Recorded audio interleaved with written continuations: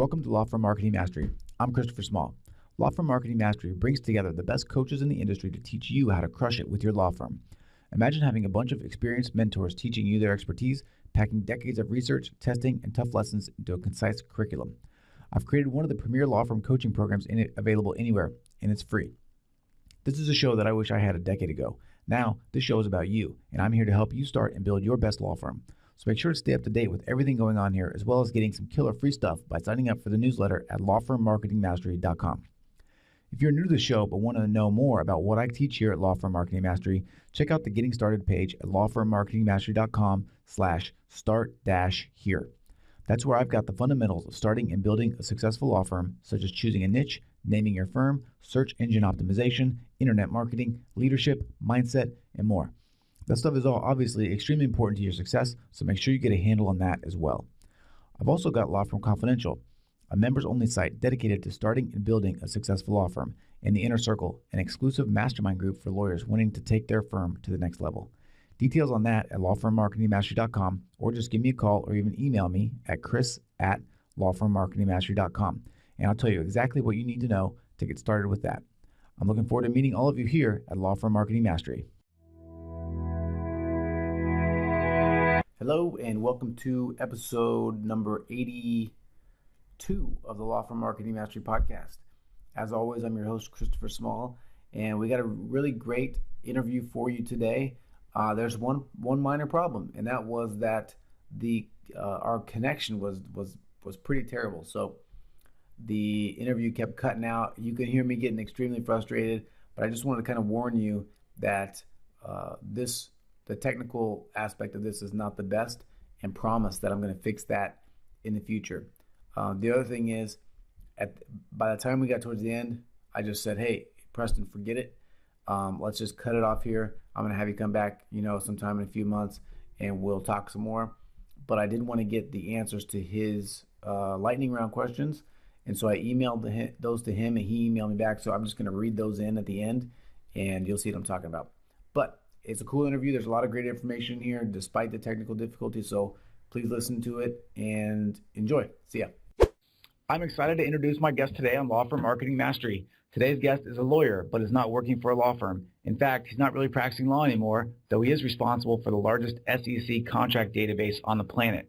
What really gets our guest going is learning, thinking, and talking about the business of law, and that's why he's here.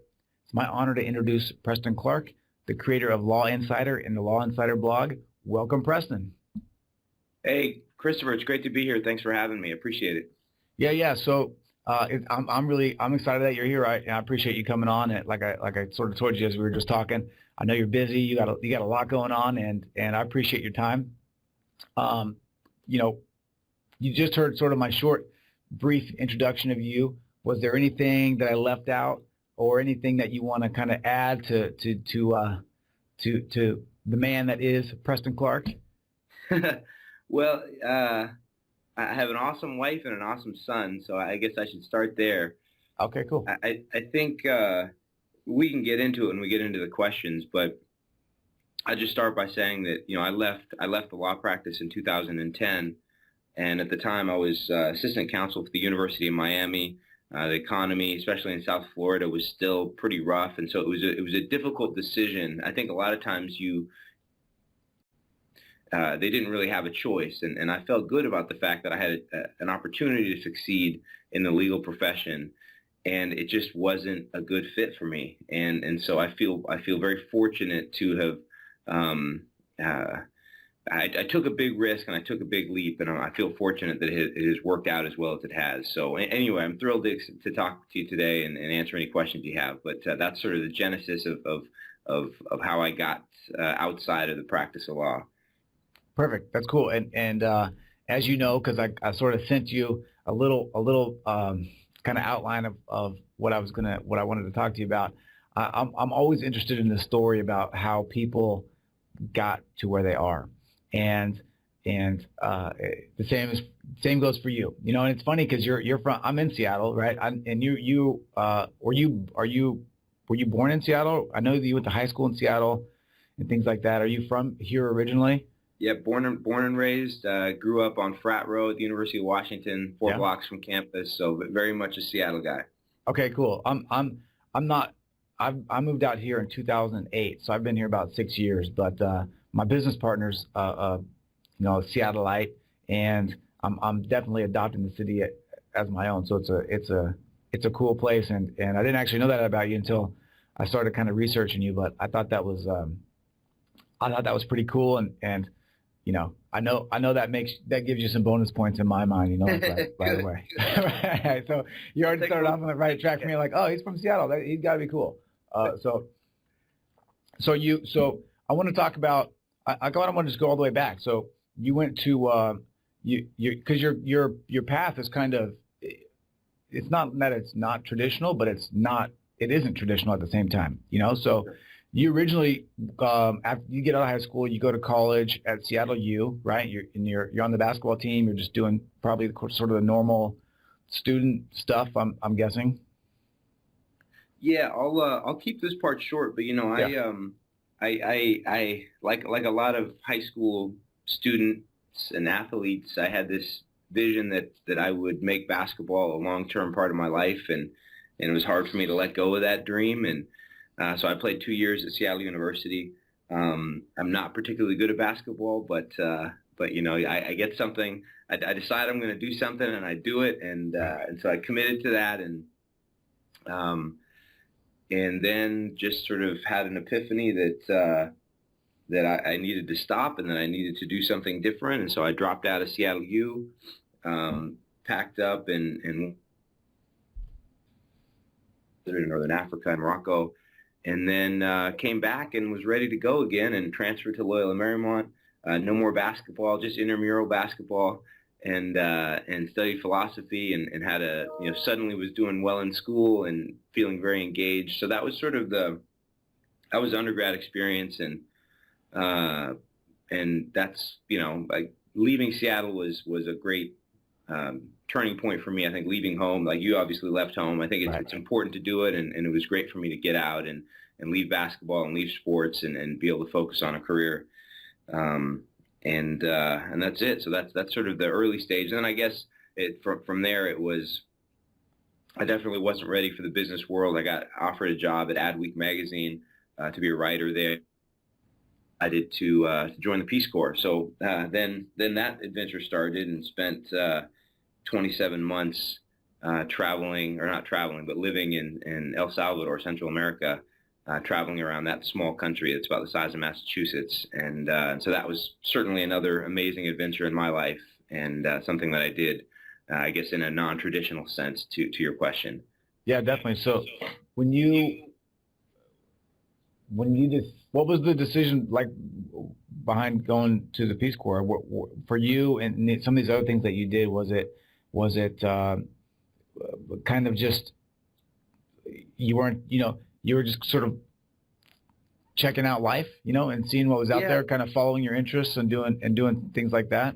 So, Christopher, I'm not entirely sure. I think that I know that I have a lot of friends, especially friends who I went to law school with, who, their parents were, the goals that they had in mind for their children, and I wasn't raised that way. Both of my professors were, or both of my teachers, or both of my parents, who were also teachers, were professors at the University of Washington, business professors, and both PhDs, and both passionate about education and passionate about experience. And so, what they encouraged me to do was to get out and do what felt right at that time in my life. So whether it was basketball from 18 to 20, or being in the Peace Corps from in my early 20s, I think it was just there were no rules for me. There was no I was very ambitious. I liked setting goals. I liked going on adventures. I liked learning. I think that's sort of the underlying. I liked experience. I wanted to learn more, and it's just sort of, I didn't have any,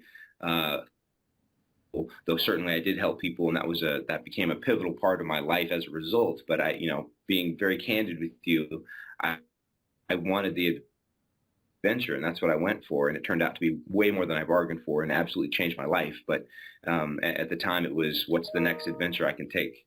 Right. That's great. And I mean, it's that spirit that probably led you where you are now, honestly. So, okay. So you get So you get back from the Peace Corps. Did you know? Oh, and you worked for a law firm, right? After the Peace Corps for a little bit, before Right. you went to law school. Is that right? Yeah. So something really interesting happened for me. I think it happens for a lot of people. Maybe in your later 20s, you start to feel like, man, I really need to get my stuff together. Like I need to be a functioning member of society. Not to say that being a Peace Corps volunteer isn't a functioning member of society, but you start to feel about it. I mean, look, I had graduated with a philosophy degree from a liberal arts Jesuit school in Southern California. I had spent almost 2.5 years in the Peace Corps. Like I wasn't very employable, and I certainly didn't have any marketable skills that I could monetize in any meaningful way. Like my resume, like sort of philosophically, the resume looked cool. It was like, oh, this is an interesting Right. guy, but it was going to be difficult for me to get a job. So I felt very, very eager to start down a professional career path. And so law made sense. So, I just made the decision that that's what I was going to do, whether I liked it or not. And so, yeah, I got a job as a clerk for an insurance defense firm in downtown LA and started applying for law school, preparing for the You still there? Yeah, sorry. We're having a little a minor connectivity problem. So you're kind of from time to time you're breaking in and out for a few seconds. Oh man, okay. And that's what just happened there. So I just wanted to make sure that you were in. It hasn't been too bad, but kind of just having to, just had to guess right there. I was hope if you were done or not. Okay, so did the law firm experience, did that turn you on to law school, or did you already have that in mind before you went? Was the work at the law firm kind of a step just towards helping you get into law school? Yeah, okay. Exactly. It was just a necessary step, or a step that I felt was necessary. Okay, cool. So you go to University of Miami Law School, right? And then I saw something in your bio too about becoming a member of the board of trustees or something, right? What happened there? Right. Yeah. So and hey, if I and let me know if you're able to hear me. Okay. Let me know if the audio issues, how we're doing on sound. I got into the University of Miami, decided that, I wasn't going to graduate top 10% of the class. It became very clear to me that I was behind the curve academically at the school. You decide the fact that it's not, it's certainly not a top tier school. It's not, top 20. It's no Georgetown law, but nevertheless, I was still outgunned. I'll be very candid with you. I wasn't going to graduate in the top 10%, and so I decided that the political route of school was going to be my focus. And so, to connect with the larger campus, University of Miami, once a year, they select a student. Typically, it's an undergrad. They'd never selected a law student before to sit on the board of trustees. And so I was tapped for that and had that opportunity. The University of Miami Board of Trustees is a very powerful group. It's Alex Rodriguez. It's Gloria Estefan. Right. There's some famous people. And then there's some Jorge Perez. There's just some really well-known people there. And that turned into what would become my first job out of law school, which was assistant legal counsel for the University of Miami. So that played out really well for me. I leveraged what I knew I was good at, and probably at the sacrifice of what I was not good at. But nevertheless, it led me to a great job and a great opportunity in Miami. Sure. And so did you, I sort of want to, I guess, back up slightly. But when you went into law school, okay. Can you hear me now? I think it was breaking up there for a minute. I can hear you. Okay, good. Okay. So when you went to law school, did you have dreams of like the big firm life, or did you have a path that you? We know where you went, but I was just curious about if you sort of had an idea of where you wanted to go as you came into law school, and then obviously that changed. Or maybe it didn't. What were you feeling like as you went into school? Yeah, so that's a really good question, because I feel like I'm the guy who, a lot of more established attorneys criticize or are critical of now, because they see guys like me who probably chose the practice of law for a relatively unsubstantiated reason. I didn't want to be a lawyer when I was a kid. I practiced, or I definitely knew that it wasn't going to be for me, but nevertheless, I was determined to do this. And so through the course of law school, what I'm seeing is that this is very much this intellectual endeavor where the idea is that you become the asset. You are the thing that is of value. You are a source of information and answers and resources, and that is what you are paid for. And the whole time I'm thinking, this is crazy. Like where's the scalability in this? Do I have to work 80 hours a week until I'm 90 years old? Like that's the legacy I'm going to build. Like it didn't, like I would, pull out a spreadsheet and run the numbers, and I'm thinking there has to be a better way for me to make money. And so I immediately became most fascinated by immigration and family law, because I thought, here's something where there's enough process that you could run a profitable business, maybe do flat billing. And I was more clear to me, after 1 year of law school, that's where all my focus was, so that it probably wasn't in the cards. I certainly wasn't going to go into big law. I don't think I could have academically got there anyway, but even if I had, I just don't think it made sense for me. Like it didn't pencil out for me. Right. I feel your pain, I guess, as far as that goes. I always tell people I'm not really great with authority either. I feel like I'm not really good at just doing things because someone tells me to do them, particularly if I think there's a better, more efficient way to do it. And for me, that was the billable hour in and of itself, was just screamed ridiculousness, for lack of a better word. But I definitely understand where you're coming from. And that's the reason I started my firm. And that's the reason why I have this podcast, is because I like to talk about just exactly those issues and those things that popped into your brain, because I think people, well, I know other people sort of feel that and see that. And then it's just the difficulty of knowing that thought exists and then taking the next step to either start your own firm or do something like you did, to go out there and leverage your knowledge and thoughts, to kind of carve your own path, So I totally get that. And that's kind of a great segue. That's a great segue kind of into the Law Insider blog, right? Because is that at that time, is that kind of when that started for you? Yeah. So it was about 2010 that I started the blog, and I didn't know what I was doing. I just knew that I read a few legal blogs, and I thought, here's an outlet for me. Here's something that I sing law, but similarly, or simultaneously, I was also leaving the practice of law. So there's also the understanding that I don't know if I don't really know. I think I knew what the heck I was doing. Like the idea was I was about to leave the office of the general counsel, a very secure job, something that I could have built a career on top of. And I was moving to New York to get into sales. And I was also starting a legal blog. Like I can't reconcile it now. Even maybe 30 years from now, we've all come together in this very tight story. But even right now, it was just it was almost my way of connecting with the legal community, despite the fact I was leaving it.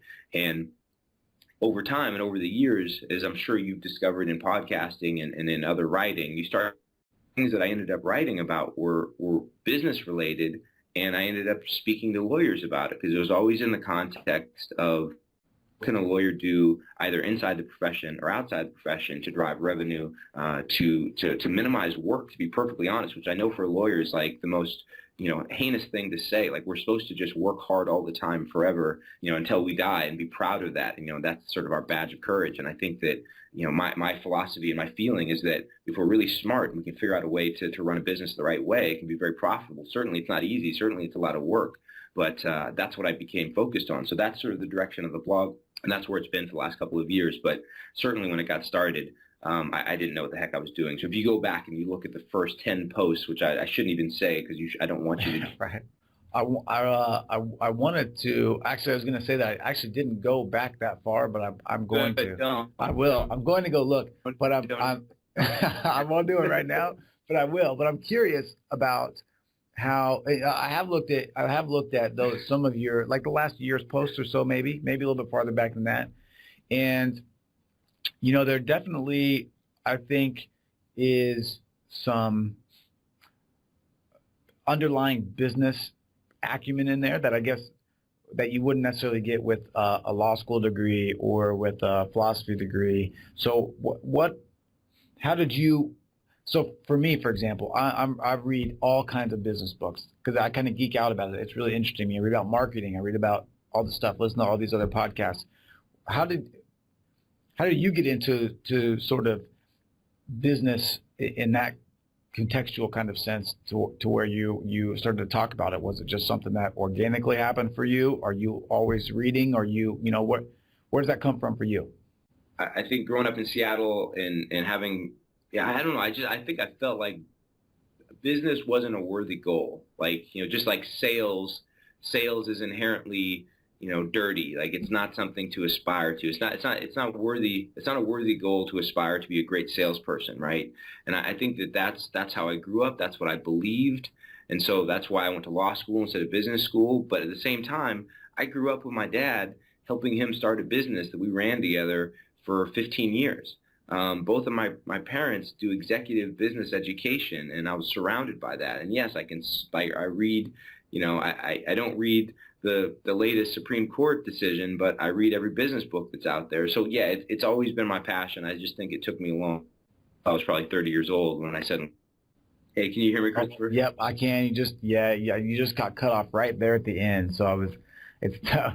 It's tough when it happens at the end because then I'm not sure. Oh, okay. If you're done or if you're back. So I hate Skype sometimes. I got to be honest with you.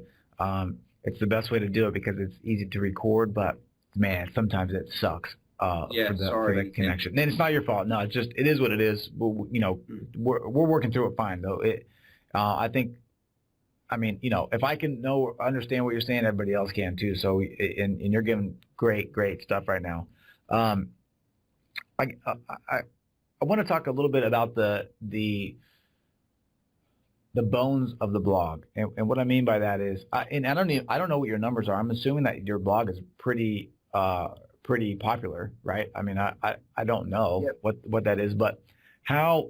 And I'm asking. Let's say you got because I'm a big proponent of blogging for lawyers and not in the traditional sense, and that's maybe even, but I definitely think it's an easy way to. I tell people 3 goals, right? Educate, entertain, engage, right? Those are the 3 things that you want to do with the blog post.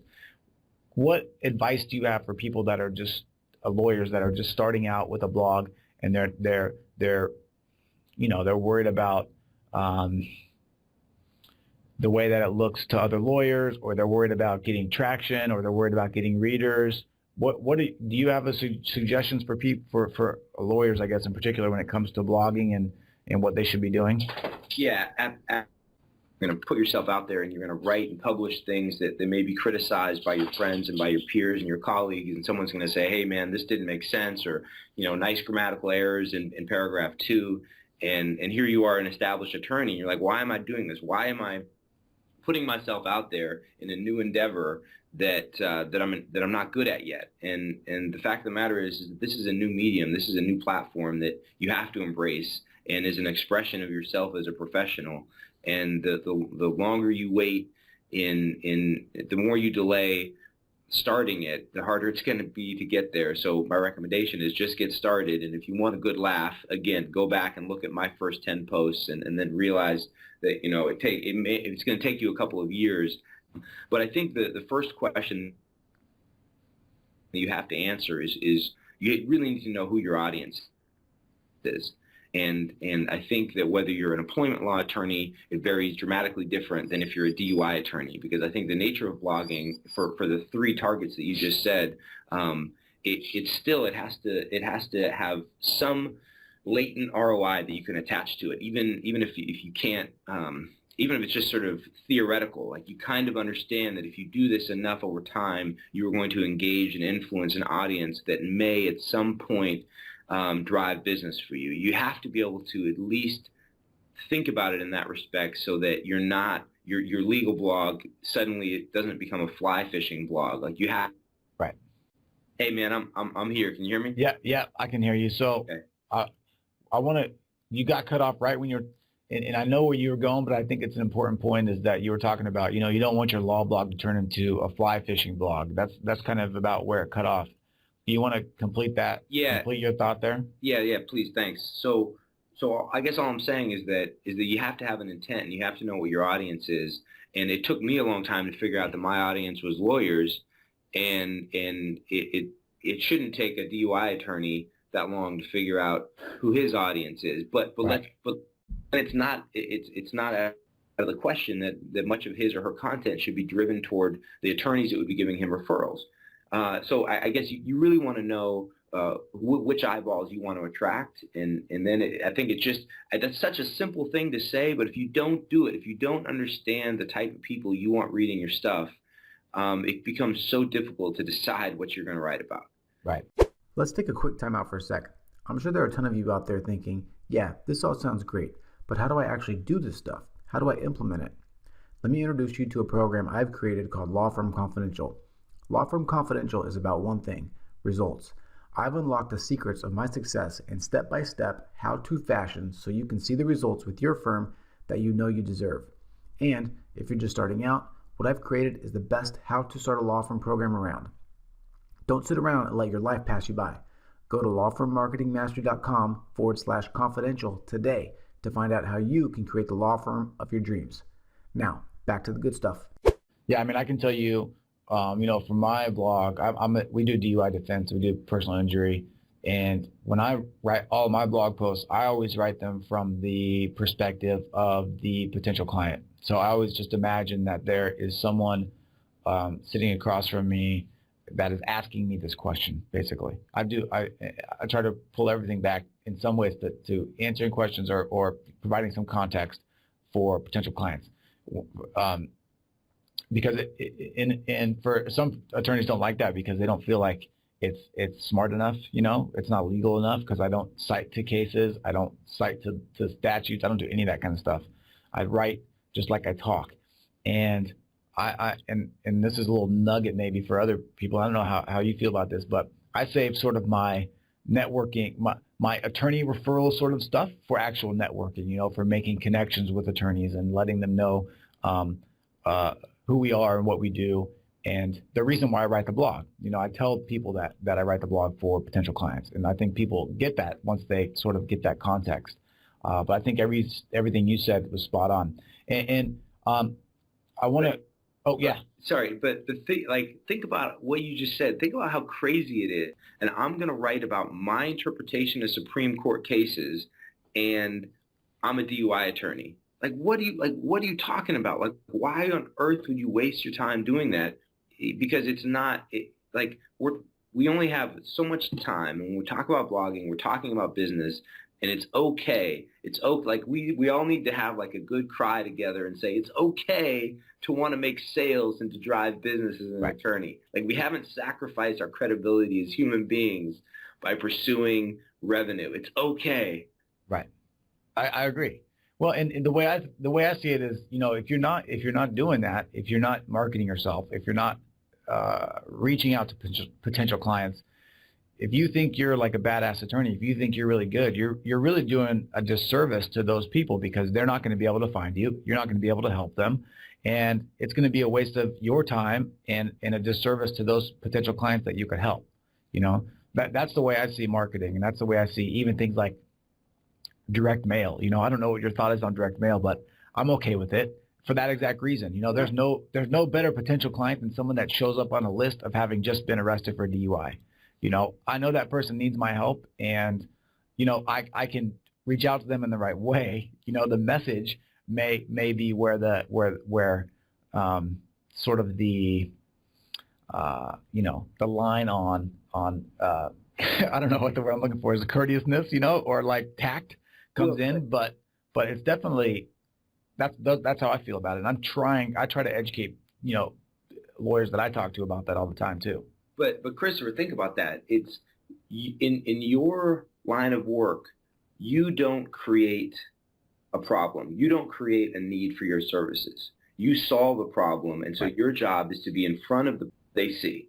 I mean, I just think you have to take that approach, because it's not, I think other types of law may be a little bit different, where you can, maybe in immigration, you're helping someone navigate something they didn't think they had an option, and you've created one for them. But in DUI, it kind of is what it is. You have a problem, and now it needs to be solved. Right. Definitely. Okay, so I want to talk a little bit about um, one of the posts that I read was about the rainmaker, right? What was it? The one person that you would hire for your firm, right, as the Yes. rainmaker. I agree with you, but I think that's probably about the most difficult person to find in the entire world, you know? And I think I included this question in the notes that I sent to you. So I hope, and I hope you can hear me right now, but I hope you've had a chance to sort of think about it. Um, but what, two parts sort of this question. What was your idea behind the post, right? Did someone ask you a question, or did you see someone just doing something the wrong way? And then how do you feel about the creation of the rainmaker? Because well, I have my own thoughts on it, and I'll tell you those when you're done. Do you think they're made, or do you think they're born? What do you think about that? Such a deep philosophical question.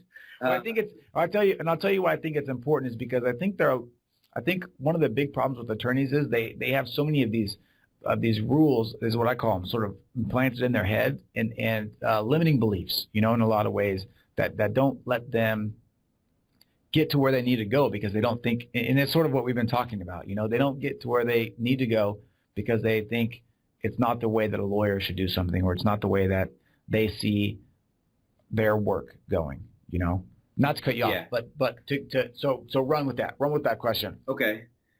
So let me save the answer to the end, the whether I think it's made or born. But let me start by saying that, what I do now, what I do for a living, I haven't told you we haven't disclosed that in the last 30 minutes, and it's probably worth noting that I build and run sales teams and sales organizations and marketing and demand generation and lead generation. And so where I live and breathe is I don't have to worry about service delivery. I don't have to worry about product delivery. What I have to worry about is how to be a rainmaker, but in a scalable way. And I think that, I think to your point, I completely agree with you that we often limit ourselves developing that skill. So I agree with that. And so I guess maybe that's the answer is I think that there are traits that make someone more likely to be a great rainmaker that are innate and are born, but that doesn't mean that you can't develop and mimic many of the rainmaker skills and perhaps be better than a lazy rainmaker that only shows up once a month. But the purpose of that article was to highlight the fact that in my line of work, when I'm focusing on building revenue and building sales teams and building leads and opportunities, it's really important that you stay disciplined in the act of rainmaking, meaning it's not just a social endeavor. It's not just a, hey, trust me, I'm going to go out there and I'm going to go to a networking event It's figuring out exactly if you're going to go on a radio tour where you're going to have weekly radio presentations to talk about DUI defense. It's designing the call to action, the last thing you say that's going to trigger someone to remember your phone number. It's all aspects of the communication. And it turns out the more disciplined you are in that approach, and the more thoughtfulness goes into the design, the more repeatable it becomes and the more efficient it becomes. But I think that the ambiguousness of the rainmaker is that you don't know how he does what he does. And so that's kind of what I highlighted, is that it's this guy who you hire who's just bringing in business, and you're like, man, how do you do it? And he sort of shrugs it off as he takes a shot of whiskey and says, oh, you just got to trust me, man. But even that guy has a method. He may not want you to know what it is, but there has to be a discipline in driving revenue and in being a rainmaker, and it's absolutely something that you can learn. Right. Okay. Well, right. I agree with you 100% in all aspects. I think it takes just an intentional effort to think about it sort of philosophically, and then also structurally, just like you said, so that you know what you're doing and when you're doing it, So it is intentional what you're doing, because that rainmaker, that mythical rainmaker, is doing everything. Whether, I guess, some people it may just come so naturally that they don't know, but I think most people that are good at that know what they're doing in some sense, Yes. I think they get it, and they get what works for them. Okay, so I'm going to steal some free advice from you, for not for me, for me a little bit, but for the listeners too. What, there are a lot of sort of the typical listener to this show is sort of the smaller law firm owner, I think that is looking for an edge, to get more business, to get more clients, to make more money.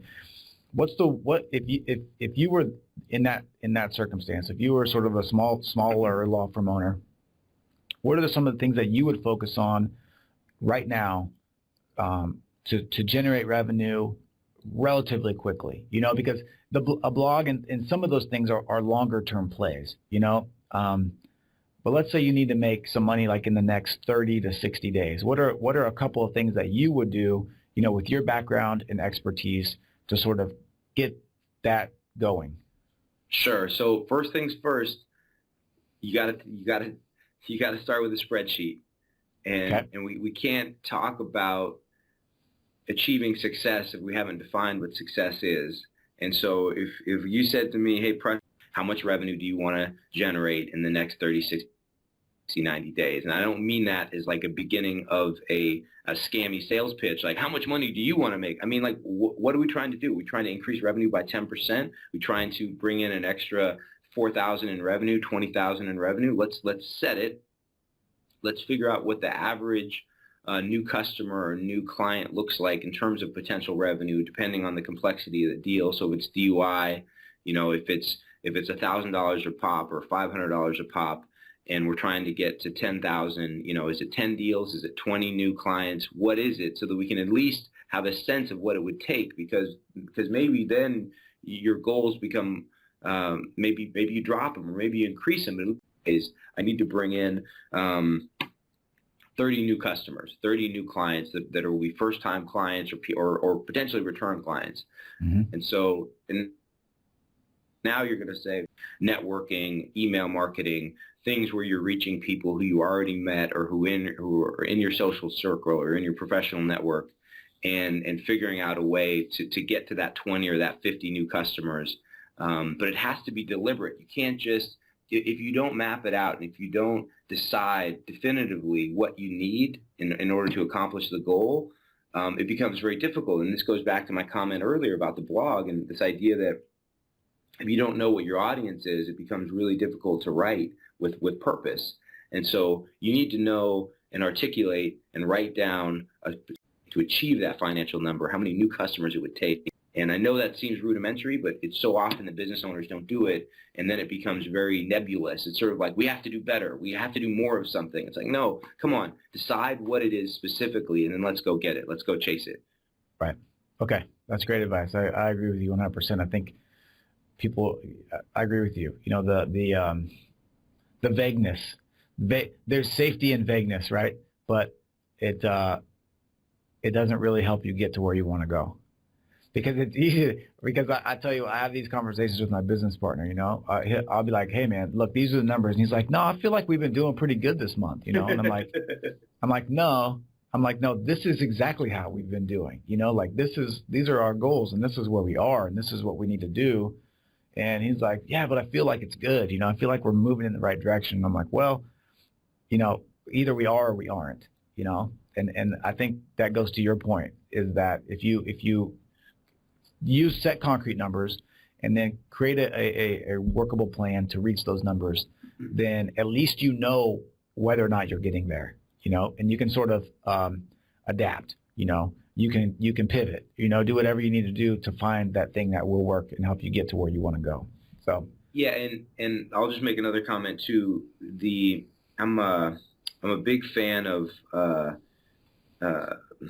in business, there's a concept called predictable revenue, and it's very much based on this idea that there's certain steps and procedures that a business owner can put in place that a plan, both from a marketing, sales, and delivery standpoint, where you can really set your watch to the amount of new business and recurring business that you're going to bring in quarter over quarter, year over year. Takers, that's how they got into the business. That's how they started their own practice. And it takes a lot of the fun out of it to put things into a spreadsheet and to set goals that way, because there's no emotion in that. It's just sort of like, here's what we have to do. Let's go do it. But we all know too that we all have a P&L sheet. There's always a balance sheet, and we have to make payroll, and we have to make more money this year than we did last year. And if we don't set goals that are written down and structured, it's just really hard to ever reach that any level of predictable revenue. Right. Definitely. Okay. I want to kind of switch gears a little bit. I want to go a little bit bigger with our view, and I hope you can hear me. Okay. I know you can hear me now. So I want to talk a little bit bigger concepts. Two things. I want to talk about well, I have two questions. A, what is the kind of one of the big things for you that you think's contributed to your success? Okay. Do you want me to start with that one? Yeah, tell me that one, and then the second thing I'm going to ask you about is a challenge, just a challenge that you've had to overcome, and how you did that. You know, those are two things I think people. I'm always interested to hear those stories, and I think other people are too. Okay.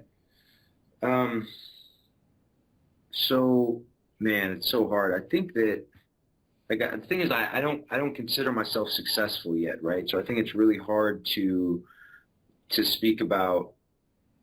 Like, I don't believe that I'm establishing skill sets that have contributed to my, tremendous success.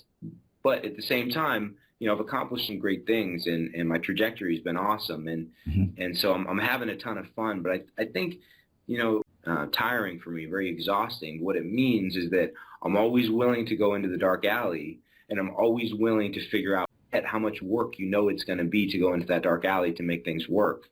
But nevertheless, you keep doing it every time. So maybe just having a really, really short memory is the most valuable one, because I keep making these big leaps in my career. I keep making big risks and taking things on that are very challenging for me. And every time I get in there, I'm like, man, I can't believe I did this again. I can't believe I thought that I could pull this off. And invariably, I do pull it off. Hey, Christopher, I'm back. Did I lose you for a second? Yeah, you did. I lost you for about the last 15 seconds there.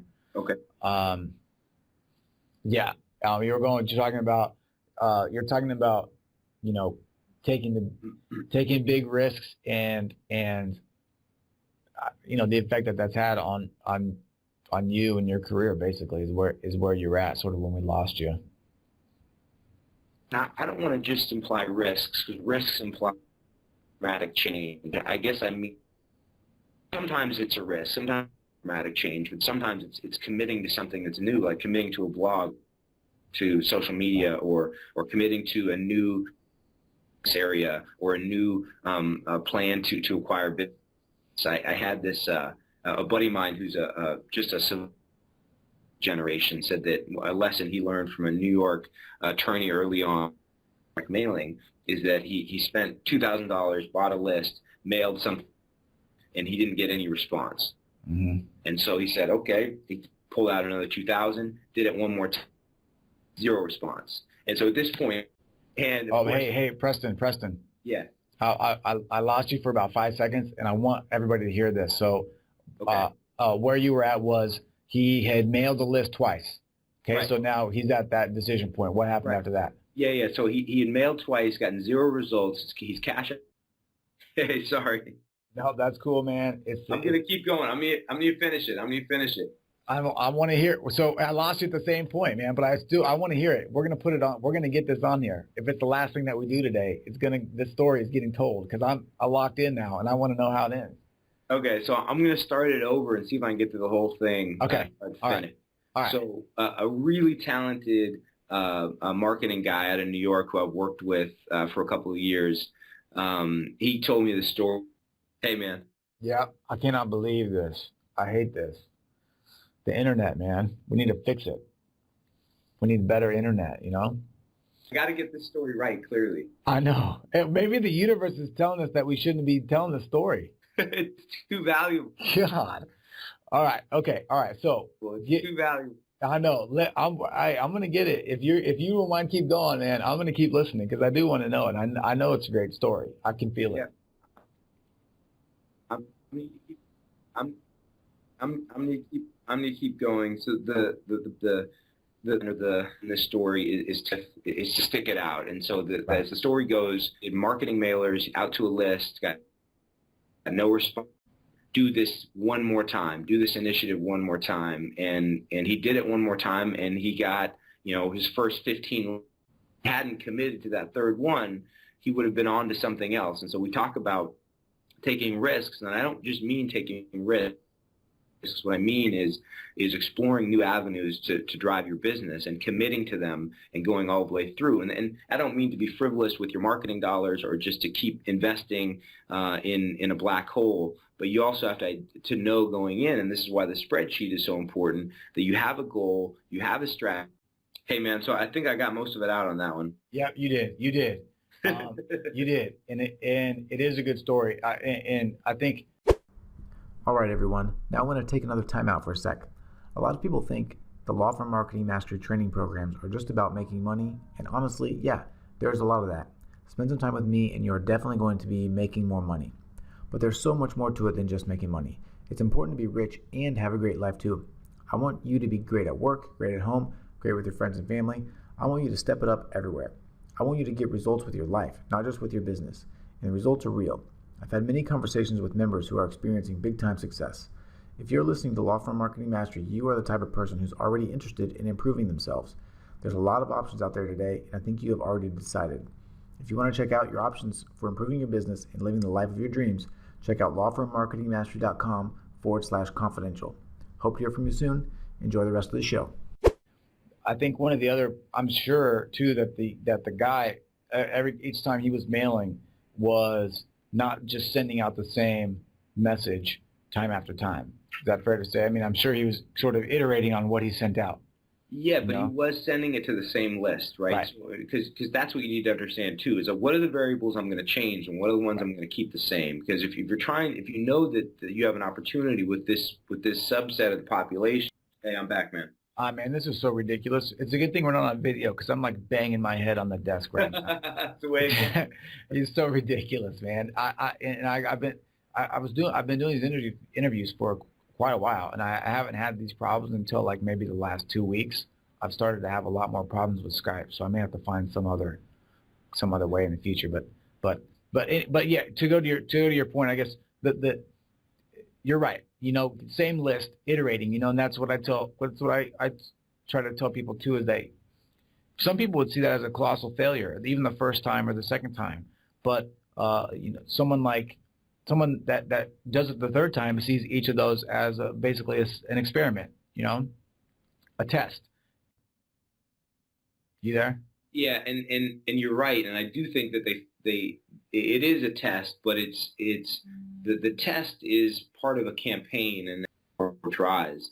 You might as well not start, right? Like if you're going to do this thing, have a strategy and go for it and commit to it, knowing that, you're not going to get lucky. You're not going to send out one mailer and get so much business that you can just turn up that knob and start, crushing it. It just, we all, hey man. Oh man, it feels like this is like somebody's playing a prank on us, Oh, it's crazy. All right. So, okay, our time is almost up. I have some lightning round questions that I want to ask you that are just real quick hitters, that I think we can get through before we lose the connection again. And then maybe what I'll do is, maybe you can come back in another 3, 4, 5 months or so, and we can have you on again. I'll fix the difficulties, and we can maybe dive into some of these topics a little bit more. Happy to do it, man. Happy to do it. Because I really like to talk about this stuff, and you obviously know your stuff. So despite our technical difficulties, I think it's been a great interview. Good. Good. Okay, all right. So let's dive into the lightning round. Do you have a morning routine? What's your morning routine like? Don't. I need one. I'm trying to get one. I know what I'm not supposed to do, and I do it anyway. I check email in the morning. I shouldn't do that. I check social. Yeah, so I think I got through that one. Yeah. What's the best advice you've ever received? Yeah, so never stop learning. Okay, great. God, this sucks. Man, I'm so pissed at Skype right now. It's ridiculous. What what is something that's working for you right now? Disciplined way in managing the people I work with against a spreadsheet, and taking as much emotion out of how I manage a business and how I manage a workforce as possible so that I know the exact metrics. Did you get that come through okay? Yeah, I got most of it. Basically being disciplined, taking emotion out of your decision-making process. Is that Yeah, sort of gist of it? very calculated, but also in how I manage my teams, how I manage Right. my workforce is the same discipline. Perfect. Okay, so I'm sure that you can hear the frustration in my voice towards the end of this interview, and I'm not sure what the deal was. I can tell you that we were on Skype, and I had never really had those problems before, and it was really frustrating. But it's really led me to kind of look for alternative ways to record these interviews because I really like to talk to these people. I really like to get to know who they are, and when the call is cutting in and out as bad as it was, it really makes it difficult to kind of have get a flow going. But with that being said, I did reach out to Preston and ask him for the answers to his last couple questions, and I'm just going to give you those right now. So I asked him what is the one book that you would recommend for everyone to read, and he said The Challenger Sale, especially chapters 4 to 6. It's good advice on how a lawyer can leverage speaking engagements to drive business. It's not written for lawyers, but the insight about commercial teaching and quotes is a powerful one. Next question was, what is the one habit you've had that's helped you achieve success? He says, I always finish what I start, even if all the energy and excitement have passed. Next question I asked him was, what is the one question I didn't ask you that I should have? And what is the answer? He said, hey, I think we covered it. That's just how good I am, guys. And then last but not least, I said, what is one parting piece of advice and how can people find you, get in touch with you, and anything else you want people to be directed to? He just said, don't be afraid to master sales and marketing. It won't make you less of a lawyer. It might, however, make you more money. And I can tell you a great way to reach out to Preston is on Twitter. He is at Law Insider. So that's at Law Insider. You can also just Google him. You'll find his blog. You'll find his database of contracts and information like that. So go take a look. Reach out to him. That's what I did. Yeah, if you have questions or you want to follow up, his blog has some really, really great information on there. So go check that out, and I will talk to you soon. See ya. Special thanks to you guys for listening, show feedback, and guest suggestions. I rely on you all to keep my finger on the pulse. So if you know someone that is a good fit for the show, let me know. Chris at lawfirmmarketingmastery.com, and of course, Law Firm Confidential details there as well. Go ahead and email or call me honestly. That's the best way to get in touch, and I'll give you everything you need to know about my programs. If you are listening but aren't subscribed in iTunes or Stitcher, go ahead and make the change there because getting your shows delivered free to your phone or computer while you sleep is the best way to make sure you don't miss anything. Just go to iTunes or Stitcher and search for Law Firm Marketing Mastery. That's it. And if you want to write me a nice review, I'll love you forever there as well because it helps other people find me and it's really important to keep my show ranks up. So tell your friends because the greatest compliment you can give us is a referral to someone else, either in person or shared on the web. So have a great week. Go out there and take care of business and know that the work you put in today is going to pay off 10 times over tomorrow.